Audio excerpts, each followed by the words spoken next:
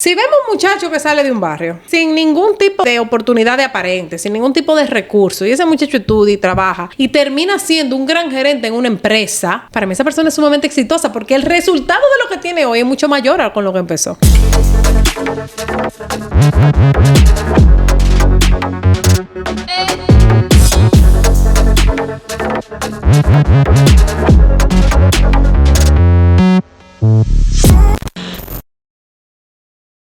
Saludos a todos y todas, sean todos y todas bienvenidos a un nuevo episodio de 7 temas para ustedes. Hoy es miércoles, nosotros seguimos acá grabándole cada uno de estos episodios. Me encuentro con Cintia toda la semana.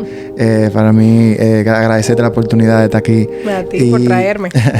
Y el tema de hoy sale también del tema anterior y es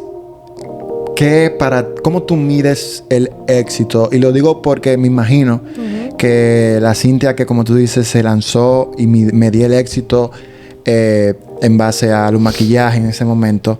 Quizá el éxito ya ella hoy en día con un hijo, una hija, con un hijo, él lo mide de otra forma. Entonces, sí, claro. ¿Cómo tú defines para ti qué es el éxito? ¿Cómo ha ido evolucionando? ¿Y qué tú le puedes agregar a la audiencia que nos escuche en base al éxito? Mira, yo creo que el éxito es una medida muy personal. Evidentemente, para poder decir que somos exitosos, tienen que haber pasado muchas cosas buenas en nuestra vida. Claro. Porque si a usted no le ha pasado cosas buenas, usted no es exitoso. Pero el éxito es muy personal porque para mí debe medirse no con un estándar social general, sino de a dónde tú vienes. ¿Qué es lo que tú has superado? O sea, cuando yo me veo a mí y veo todo lo que yo he superado y todo lo que quizá la gente ni sabe. Inclusive gente muy cercana a mí probablemente tampoco sabe todas las batallas internas que uno tiene que librar, todas las cosas familiares que hay que superar. Cuando yo me veo, yo me siento orgullosa de todo lo que hemos podido lograr y de cómo hemos cambiado, mi esposo y yo, nuestra visión de familia, nuestra visión de la vida y cómo la hemos ido construyendo. Yo me considero exitosa porque además disfruto mi día cada día. O sea, mi vida, yo la disfruto cada día. Y tengo esperanza. Cuando yo le digo a la gente, tú tienes que tener esperanza. Tú no puedes vivir deprimido, fuera de las situaciones que son psicológicas, emocionales y que son enfermedades. Ya hablamos de una cosa muy, muy emocional. El éxito tiene que ser ese momento de plenitud y de satisfacción. Que sin importar dónde tú estás, tú te sientes que ha valido la pena. Claro. Y que sigue valiendo la pena. Porque yo no creo que haya un lugar donde llegar y que allí esté ni el éxito ni la felicidad. Porque lo que yo tengo hoy, para mí era el éxito hace 20 años, cuando yo era una muchachita. Yo decía, ay, y si me pongo a enumerarlo, ese es el éxito. Sin embargo, ya eso para mí no es el éxito. Ya para mí esa es mi vida ahora.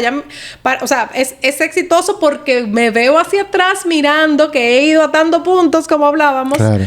Y viendo que todo ha ido resultando maravillosamente bien y que he construido lo que he querido y que veo en el camino al futuro que si sigo haciendo esas cosas así, voy a ir alcanzando esas otras cosas que sigo soñando, que van cambiando, porque uno va madurando, la vida te va cambiando, tus circunstancias son otras. Entonces, yo mido el éxito de acuerdo a lo que yo misma voy superando. Okay. O sea, para mí hay cosas que quizá para otros puedan ser muy normales. Para mí han sido grandes éxitos, porque para mí han representado un gran esfuerzo. Quizá para otros eso es muy sencillo. Entonces, por eso que yo digo que no puede ser tan uniforme. Yo lo que sí creo que hay una sensación, hay una satisfacción, hay una seguridad en lo que uno está haciendo y en el futuro que eso tiene, que yo creo que ahí se encuentra el éxito y se encuentra la felicidad también. Claro. O sea, es algo intangible, es algo difícil de definir. Yo no creo que hayan palabras precisas ni una medida exacta de cómo medirlo, cómo saberlo. Yo creo que eso es tan personal que tú lo sabes. Claro. Hay momentos y también hay que diferenciar que la felicidad no es constante. La sensación de éxito a mí me parece que tampoco es tan constante en uno. Porque quizás tú me ves y tú dices, ay, ya exitoso y punto. Pero en el día a día hay un día que yo digo, wow, una dura.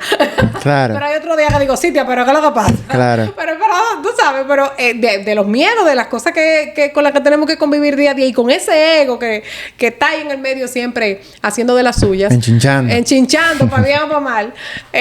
Uno tiene que tirar para adelante, pero hay una satisfacción que es cuando yo veo lo que voy construyendo.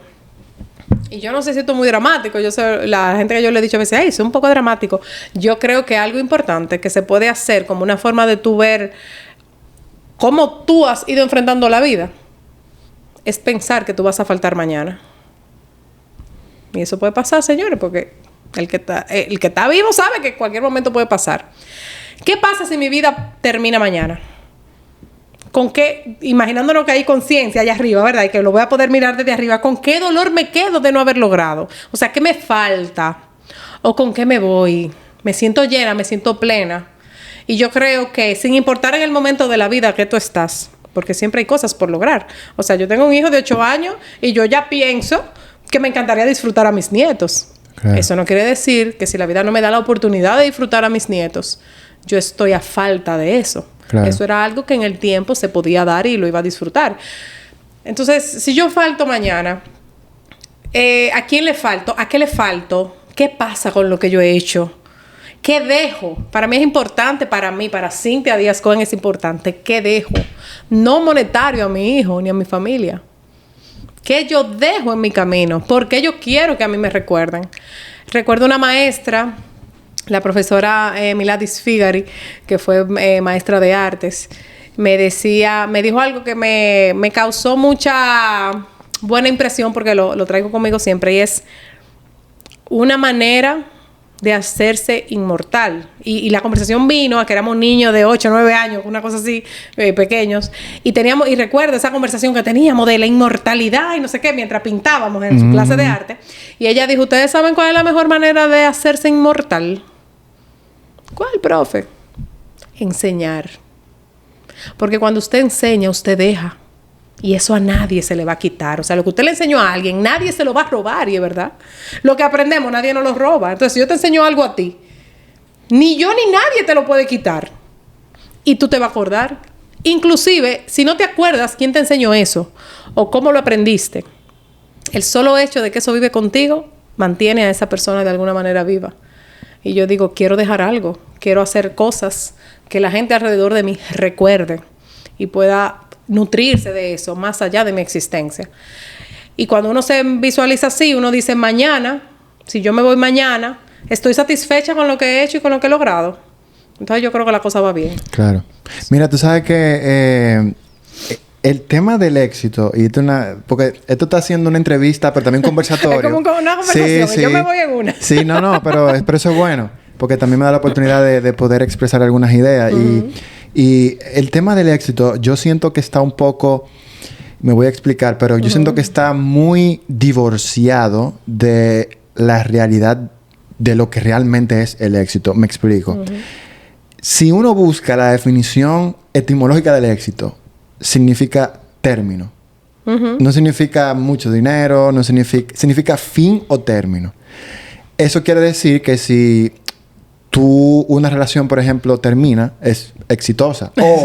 O exit. Exacto, porque en inglés la palabra exit no es success, que son dos palabras diferentes. ¿Verdad? Pero en español se ha como tergiversado la definición, y cuando lo único que significa es fin. Entonces, bueno, señores, se me fue el audio, pero ya resolvimos. Estaba hablando de que realmente para mí, cuando uno analiza por qué sucede esa tergiversación de lo que es el éxito, en Grecia, en los años 300 y pico, Aristóteles dijo algo que en el MIT han estudiado para ciertos estudios, que fue que él dijo que básicamente el éxito, él no dijo que el éxito, pero MIT, la universidad, tomó esa frase para poder identificar por qué muchas cosas eran exitosas. Y la frase era que el éxito es igual a cuando el resultado es mayor a la suma de las partes. O sea, yo siempre uso el ejemplo de un cuadro. Si tú pones un cuadro y un pintor, el resultado es un cuadro pintado. Claro. Pero si el cuadro vende 200,000 copias, es un resultado mayor a la suma de las dos partes. Claro. Lo que yo siempre trato de explicar a la persona en base a esa definición es que vender 200,000 copias del cuadro es un resultado mayor a la suma de la parte, igual que vender una. Exacto. Entonces, ahí es donde quizá el éxito va muy atado a qué expectativa tú tenías, porque si tu expectativa de vender cuadros eran 200,000 copias y tú vendes 10, tú te sientes que tú no eres un exitoso. Claro. Pero al final es relativo, porque tú puedes vender 1 o 200, es lo mismo. O sea, tú estás teniendo un resultado mayor a la suma de las partes. Y yo creo que verlo desde ahí ayuda a que uno baje un poco esa idea de cuantificar de cuánto es un éxito. No existe un nivel que tú puedas decir 100 es exitoso, 200 no. O sea, es simple. De hecho, la palabra, vuelvo y repito en español, ni siquiera... Que lo acabo de aprender eso, porque yo no me sabía esa parte. Y súper interesante. Lo pueden buscar. Éxito viene de exitus, que significa término o finalización de algo. O sea, en base a esa definición, si usted tiene una pareja y usted termina, en la sociedad no fue exitosa la relación, en base a la definición usted fue exitoso. Porque terminó. Entonces, creo que es algo que mucha gente le puede ayudar. Claro. Y mira, yo no lo había visto así. O sea, no conocía eso. Y qué bueno que ya lo sé. Pero hace todo sentido. Porque aunque tú dices que esa relación terminó, esas personas son mejores que la primera parte que empezó esa relación. Entonces, que tu relación haya terminado no quiere decir que no fue exitosa. Quizá no fue larga. Claro. O quizá no tenían la expectativa, pero tiene todo el sentido. Y para los negocios también, o sea, y para uno como persona. Por eso te decía, es personal, porque no, para mí el éxito, todo el mundo debería medirlo inevitablemente de que el resultado haya sido bueno, y entonces aplica lo que tú acabas de explicar. O sea, lo que ha pasado después tiene que ser bueno. Si es malo, tú no eres exitoso de ninguna manera. Tiene que ser mejor que lo que empezó. Ahora bien, el tamaño de eso también depende de a dónde empezaste. Claro. Porque, qué sé yo, para poner un ejemplo así, como que sea fácil de ver para cualquiera. Si vemos un muchacho que sale de un barrio sin ningún tipo de oportunidad de aparente, sin ningún tipo de recurso, y ese muchacho estudia y trabaja y termina siendo un gran gerente en una empresa porque logró por su propio medio pagarse sus estudios, no importa lo que eso le haya costado, hizo sacrificios, y de repente es un gran empleado o un gran gerente.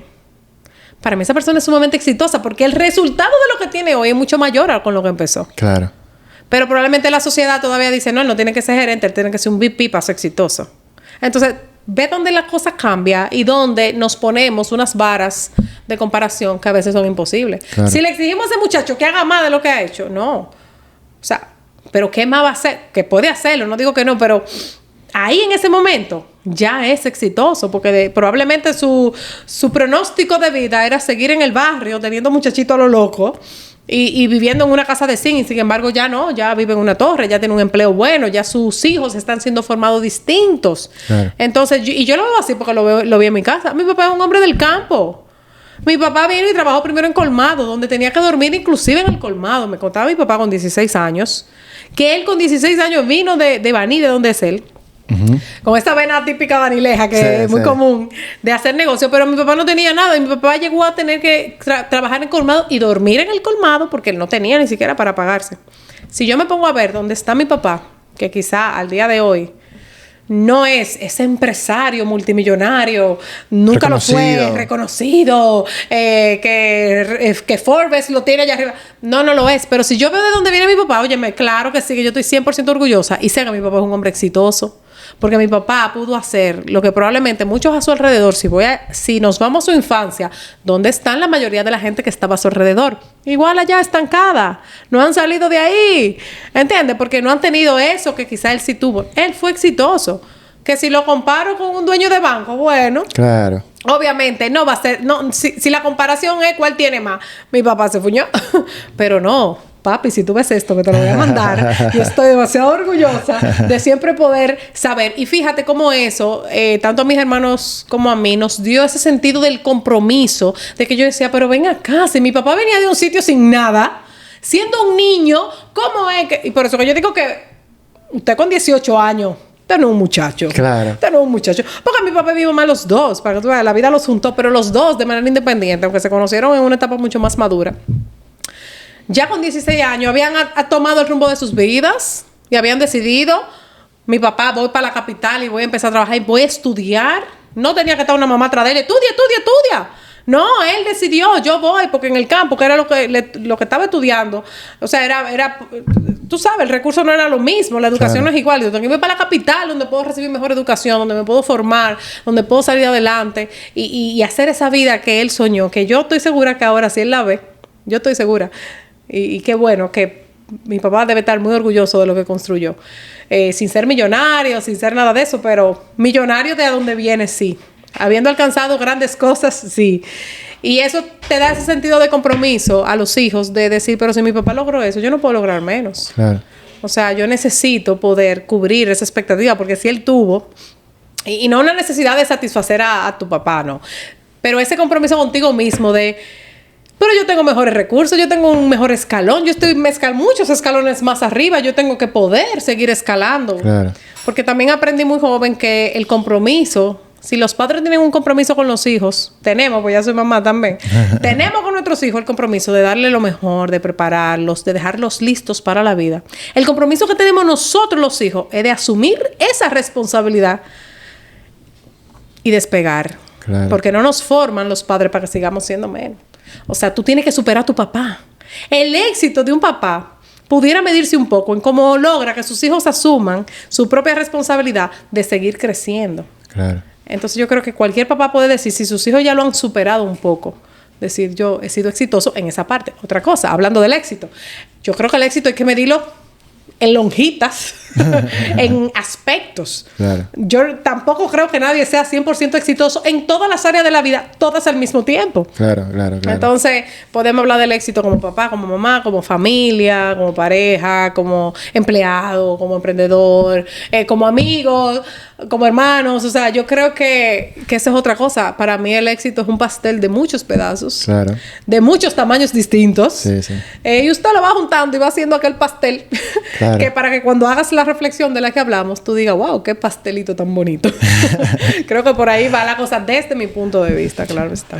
No, claro. Y agregándole a eso también la parte que tú decías de realmente de que no somos exitosos en todo. Decía Albert Einstein, que todos somos ignorantes, solo que no todos ignoramos la misma cosa. Como exacto. Diciendo, en algo yo no sé, que el otro sí sabe. Claro. Se ve muy claro en lo que son las... cuando uno se gradúa en las carreras. Ajá. O sea, el buen ingeniero quizá no es buen mecánico, el mecánico no es un buen médico. O sea, cada quien en su área tiene un punto ciego de la palabra.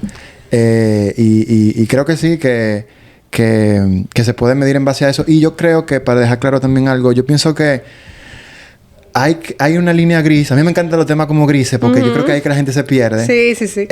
Hay una línea gris entre soñar y trabajar por un sueño y tener una expectativa de una ilusión, que hay algo que no... O sea, es tener una vara tan alta que no se puede cumplir en este momento, pero tú lo tienes como una meta inmediata. Y lo digo porque creo que ahí radica el hecho de que muchas personas, como hablamos anteriormente, no puedan cruzar y lograr ese éxito que buscan. Pero no es que no son exitosos necesariamente, sino que la vara está demasiado alta. Entonces, socialmente se da un fenómeno que tú mencionaste anteriormente, que es... Hay no recuerdo no recuerdo si era un sociólogo, pero yo sé que se llama René Girard. Y él escribió de dónde nace la violencia social. Sin embargo, esa teoría se aplica mucho en el mercadeo, que es lo que yo hago, y por eso me la sé. Claro. Y es que los seres humanos no quieren cosas, sino el deseo del otro. O sea, lo que le da valor a un Ferrari es que todo el mundo lo quiere. Y a raíz de eso, el Ferrari es una marca muy reconocida. Claro. Pero no necesariamente, volviendo a la verdad, si tú sabes cuál es tu verdad, a lo mejor tú tienes una casa en el monte y tú no necesitas un Ferrari, sino una jipeta. Exactamente. Pero como tú estás perdido en lo que como tú no sabes cuál es tu verdad y tú vives en base al deseo del otro y lo que todo el mundo quiere, te pierdes y empezamos a decir, si tiene un Ferrari es exitoso. Exactamente. Pero si tiene una casa también es exitoso. Claro. Cuando quizá hay una persona que está en chancleta, pero está en una casa que le encanta, o está yendo al Pico Duarte, porque la naturaleza le hace feliz, y probablemente en base a saber su persona y conocerse a sí mismo y saber su verdad, esa persona quizá en un sentido es más exitosa que esa que tiene la casa en Punta Cana. Claro, porque resulta que esa persona ha logrado hacer cosas buenas en su vida para sí mismo. Claro. Entonces, esa sumatoria de la que hablábamos ahorita es buena y es mayor a como empezó. Claro. Entonces, porque qué sé yo, por eso es que es tan importante conocerse. Sí. Yo creo que hay un trabajo importante que hay que hacer, inculcarle a los pequeñitos que vienen ahí detrás de nosotros, que sea alguna cosa natural, es autoconocernos, reconocer nuestras debilidades. Eso que tú hablabas de que cada quien tiene una fortaleza. ¿Cómo se logran las grandes cosas? En equipo. Nadie logra nada solo. En equipo. ¿Y de de qué se trata el trabajo en equipo? De gente con capacidades y fortalezas distintas que las unen y trabajan como una gran maquinaria para lograr una gran meta. Claro. Entonces, es importante que tengamos talentos distintos. Pero si nosotros no sabemos reconocer cuáles son esos talentos que nosotros tenemos y los que nos gustan, porque ahí viene el tema del ikigai, de que tú tienes que poder coordinar lo que te gusta con tu talento, con tus habilidades, con lo que se puede, con lo que es bueno. O sea, hay un círculo ahí del ikigai, le invito a que investiguen un poco, que es muy bueno y enfoca bastante. Un libro, ¿no? Bueno, ikigai es una filosofía. Ah, ok. Que nosotros la tenemos muy arraigada en nuestra vida. O sea, nosotros, mi familia, es parte de Simplia. Y sí, hay libros que te explican mucho de cómo, o sea, te explica muy bien de qué se trata. Es una filosofía japonesa que se trata de eso, del equilibrio en la vida y de buscar ese ikigai, que es ese lugar donde va a converger de manera maravillosa todos tus talentos, todas tus posibilidades, todo tu bienestar. Pero eso hay que investigarlo. Claro. Eso a nadie le llega de que ahí está tu ikigai o ahí está tu... No, usted tiene que... ¿Y cómo se consigue? Prueba y error. Claro. El método científico sigue siendo válido. Prueba y error. Claro. Si falló, bueno, entonces mira cómo tú te enfocaste en algo y luego fuiste ahí dentro. Entonces, o sea, tú haciendo tu camino en el deporte, te diste cuenta de otro talento. Entonces, ¿fue malo ese camino en el deporte? No, claro, porque te ayudó a ver y a despertar en quizá algo que es más todavía para ti. Entonces, eso es parte de tu crecimiento. Claro. Entonces, por eso que nada puede ser un total fracaso. Ni nada es un total éxito tampoco. Claro. No lo podemos cegar. Como tú dices, es interesante, ese éxito si termina, bueno, ahí no queremos llegar entonces. No queremos determinar nada. Claro, claro. Y la verdad es que nunca termina. Tú llegas y quieres una meta y que yo quiero llegar a hacer tal cosa. Y ya. Inmediatamente haces esa. El ser humano tiene la capacidad de irse con otro estándar. Claro. Y esa es una de nuestras bellezas, claro, como seres humanos. Claro. Que hay una capacidad constante de evolucionar que no para. Claro, no para. Y es natural, porque no recuerdo el nombre de la persona. Perdóneme porque no le di el nombre.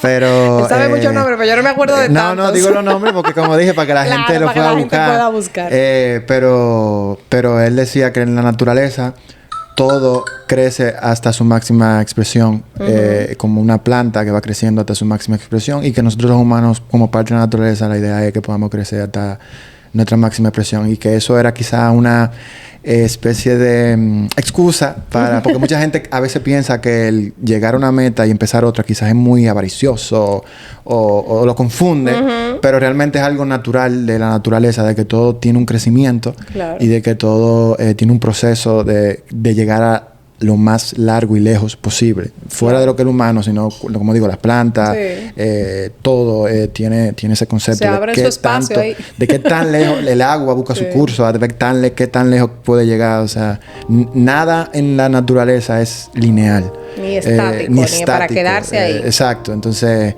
quizás eso es parte también de la naturaleza humana. Pero nada, este fue el episodio muy extenso del día de hoy para ustedes, miércoles. Recuerden que tenemos a Cintia hasta el domingo y mañana jueves venimos con otro tema. Un abrazo.